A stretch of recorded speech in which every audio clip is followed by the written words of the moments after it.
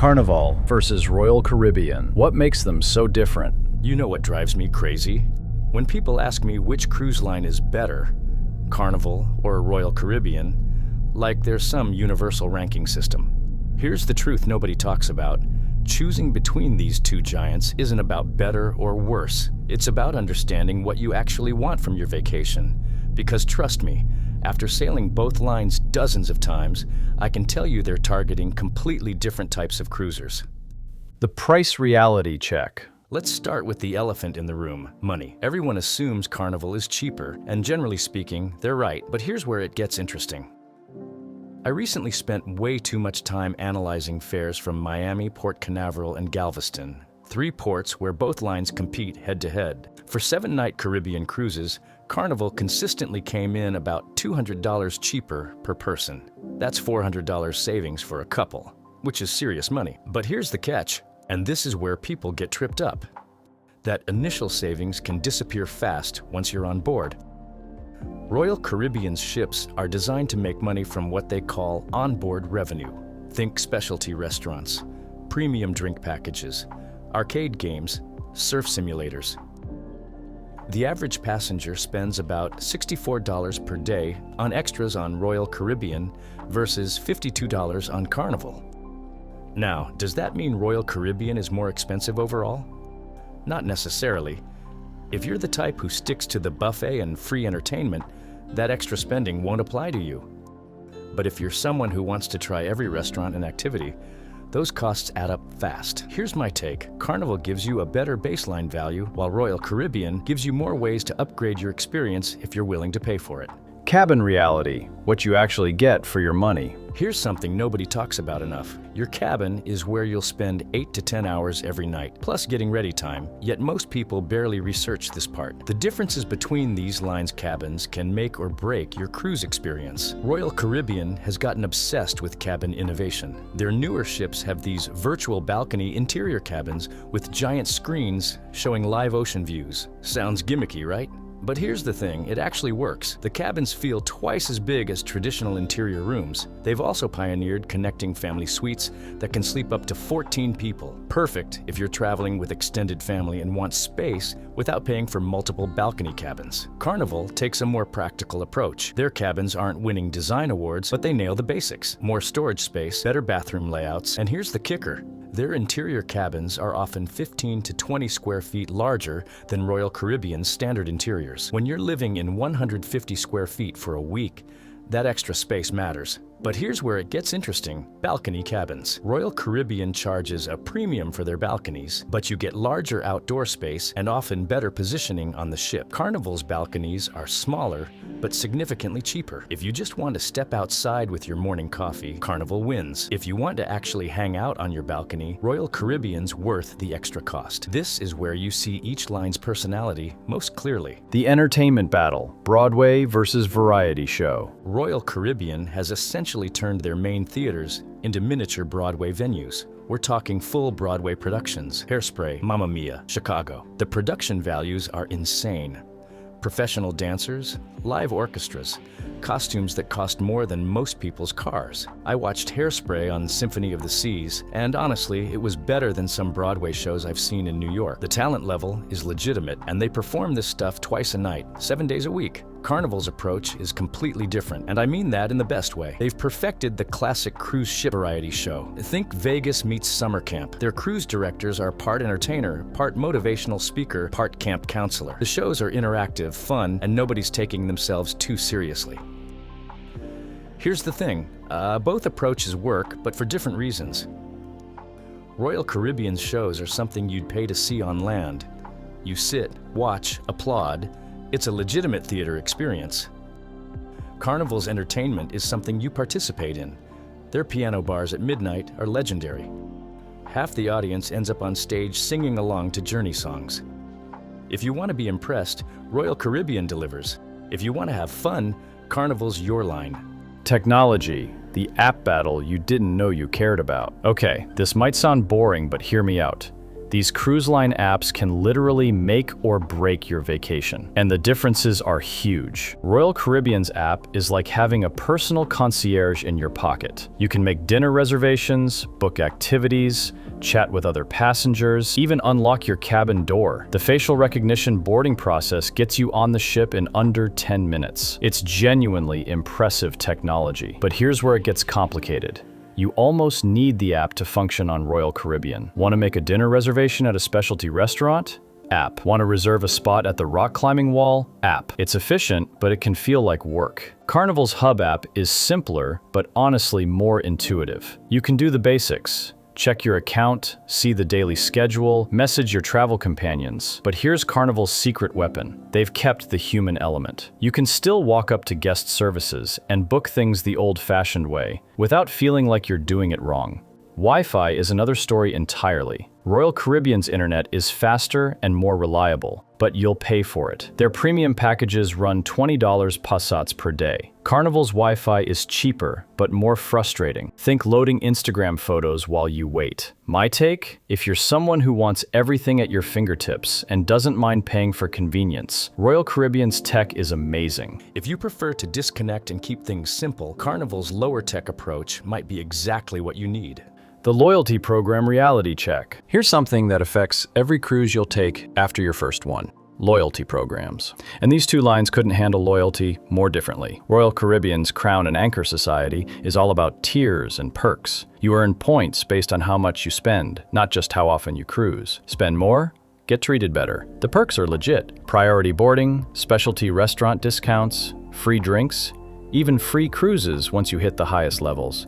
But here's the catch. It takes serious money to reach the good tiers. You need to spend $35,000 just to reach diamond level. That's a lot of cruises for most people. Carnival's VIFP Club is more democratic. You earn status based on cruise days, not spending. Take enough cruises and you'll eventually get perks, regardless of whether you're buying champagne or sticking to the free pizza. The benefits aren't as flashy, but they're more attainable. Which approach is better? If you're someone who cruises once or twice a year and likes to splurge, Royal Caribbean's program rewards that behavior. If you're a frequent cruiser who prefers value, Carnival's approach feels more fair. Family dynamics, kids, teens, and grandparents. Let me tell you something that might surprise you. The age of your kids completely changes which cruise line works better. And I'm not just talking about kids' clubs. Royal Caribbean has turned family cruising into a science. Their kids' clubs are massive, with dedicated spaces for different age groups. The teen programs are legitimately cool. They get their own areas that adults can't access. Video game competitions, even teen-only shore excursions. But here's what's brilliant. While the kids are entertained, parents get actual relaxation time. I've watched families where the parents barely saw their 13-year-old, except at dinner, because the teen program was so engaging. Carnival's family approach is more inclusive. The whole family does things together more often. Their kids' clubs are good, but the real magic happens when families participate in ship-wide activities together. Deck parties, trivia contests, dance lessons. It's family bonding time disguised as vacation fun. Multi-generational travel is where these differences really show. Royal Caribbean's ships have something for everyone, so grandparents can enjoy Broadway shows while grandkids are at the surf simulator. But everyone's spread out across this massive ship. Carnival's smaller ships mean the family actually runs into each other throughout the day. Grandma might join the pool deck dance party, or the teenagers might end up at the same trivia contest as their parents. Neither approach is wrong, but they create completely different family vacation experiences. Ship size, bigger isn't always better. This is where the lines really start to diverge. Royal Caribbean has this obsession with building the biggest ships in the world. We're talking about floating cities. Symphony of the Seas carries over 5,500 passengers. That's more people than live in many small towns. Carnival's biggest ships top out around 4,000 passengers, which is still massive, but noticeably different in how they feel. And here's what most people don't realize. Ship size affects everything about your cruise experience. On those mega Royal Caribbean ships, you've got neighborhoods, literally. The boardwalk, Central Park, the promenade. It's like a floating Las Vegas. The advantage? You never run out of things to do. Ice skating, bumper cars, rock climbing, surf simulators, even skydiving simulators on some ships. But here's the downside nobody talks about. Those ships can feel overwhelming. Elevators are packed, popular venues fill up fast, and finding a way around takes days. I've watched families spend half their vacation just trying to navigate the ship. Carnival's approach is different. Their ships feel more like floating resorts than floating cities. You've got plenty to do. Mini golf, movies under the stars, the classic cruise ship experience, but it's not trying to be everything to everyone. Which is better? Depends on what you want. If you're traveling with teenagers who get bored easily, Royal Caribbean's innovation might save your sanity. If you want a relaxing vacation where you're not constantly deciding between 20 different activities, Carnival's approach might be perfect. The vibe. Party ship versus floating resort. Here's where we get into something harder to quantify, but equally important, the overall atmosphere. And this is where these cruise lines couldn't be more different. Carnival has never tried to hide what they are, the fun ships. They embrace the party atmosphere. Congo, lines around the pool, hairy chess contests, late night piano bar sing-alongs. It's cruise ship camp for adults, and they own it. I remember one Carnival cruise where the cruise director had the entire pool deck doing the Macarena at 2 p.m. on a Tuesday. Everyone was laughing, nobody cared how ridiculous they looked, and it felt like one giant vacation with 3,000 of your closest friends. Royal Caribbean has a completely different energy. It's still fun, don't get me wrong, but it feels more curated. The entertainment is Broadway caliber, the activities are Instagram-worthy, everything feels designed and polished. Neither approach is wrong, but they attract different types of people. Carnival tends to draw younger crowds, families on a budget, and people who want to let loose completely. Royal Caribbean attracts families willing to spend more for premium experiences, couples looking for something special, and people who want options. Food, free versus premium. Let's talk about eating, because on a cruise, that's what you'll be doing a lot of. Both lines will feed you well. Nobody goes hungry on either ship, but their approaches to dining are completely different. Carnival has mastered the art of free specialty dining. Guy's Burger Joint serves up fresh grilled burgers that rival what you get at a good restaurant on land. Blue Iguana Cantina has made-to-order Mexican food that's actually good. These aren't buffet afterthoughts. They're legitimate restaurants that just happen to be included in your fare. Royal Caribbean has plenty of free options too, but their focus is clearly on specialty restaurants that charge extra. These aren't just upscale versions of buffet food. We're talking about legitimate fine dining. Chops Grill, Azumi Sushi, Giovanni's Table. The food is excellent, but you're looking at $40 to $50 per person for dinner. Here's the thing. If you're someone who's happy with casual dining and wants variety without extra charges, Carnival's approach is brilliant. If you're celebrating something special and want a few memorable meals, Royal Caribbean specialty restaurants are worth every penny. Activities, classic versus cutting edge. This is where Royal Caribbean really shows off. They've turned cruise ship activities into an arms race. World's tallest slide at sea, ice skating, rock climbing walls that would make some gyms jealous, surf simulators, bumper cars, even observation pods that extend over the ocean. It's genuinely impressive what they've managed to fit on these ships. The first time you see someone actually surfing on a ship, it's kind of mind-blowing. Carnival takes a more traditional approach, and I mean that as a compliment. Mini golf, movies under the stars, the classic cruise ship pool scene. Their newest ship, Mardi Gras, has the first roller coaster at sea, so they're not completely traditional, but their focus is on perfecting the classics rather than constantly innovating. Which approach works better? If you're traveling with kids or teenagers, Royal Caribbean's activities are game changers. I've seen families where the parents barely saw their teens because they were too busy bouncing between the rock wall and the surf simulator. But if you're looking for a more relaxed vacation where activities enhance your cruise rather than dominate it, Carnival's approach might be exactly what you need.